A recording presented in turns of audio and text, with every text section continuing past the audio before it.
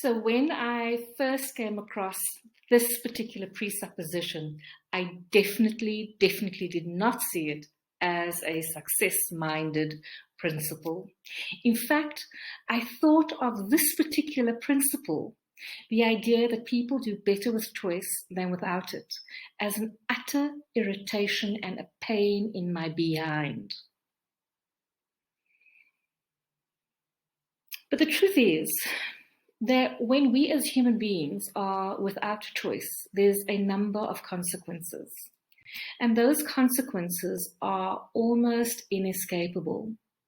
If I don't choose something, if I don't opt into something, and even if I find that I am quite choiceless and that there's only one option available to me, and I don't consciously and deliberately choose that one option that is available to me, I find myself in a state where I am simply being compliant, and I do bare minimum stuff in relation to that particular thing or situation. When we are talking about leadership, this one is a very easy one to explain, because the last thing we want from any human being is basic compliance. You don't get discretionary effort from anyone who is simply complying and doing the bare minimum. But when it comes to us creating our own dreams, creating our tomorrow, our vision for ourselves, it really becomes critical that we step powerfully, choicefully, and deliberately into the actions and into the ways of being that is needed. We need to become the creators of our own destiny. And in order to become the creators of our own destiny, we need to flesh out the options ahead of us. And then we've got to think through what are the best options at our disposal. And then we've got to choose the ones that we feel we can really own and really run with. This presupposition, this success-minded principle, is about accountability. It's not about the dizzying array of choices and options available to us. It's about ownership. And when we cannot own our own highest intentions for ourselves, then I think we are pretty much doomed, and we will not be able to accomplish what we want to accomplish.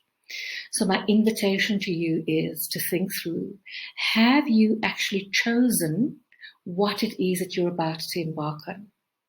One of the most interesting realizations I had just before 2020 started was that I hadn't consciously chosen to be the owner of my business.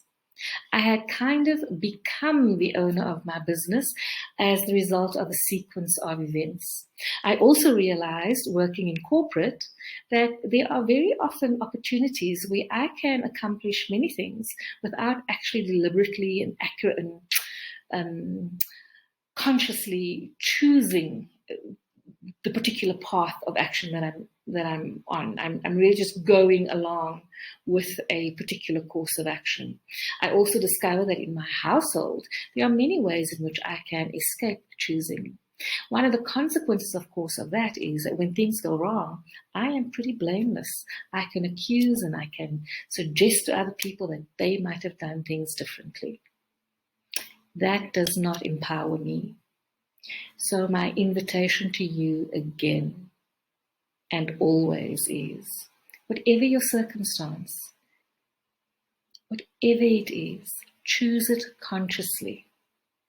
And even if it is one that you don't want for yourself, choose consciously to do what you have to do so that that is not the only option available to you.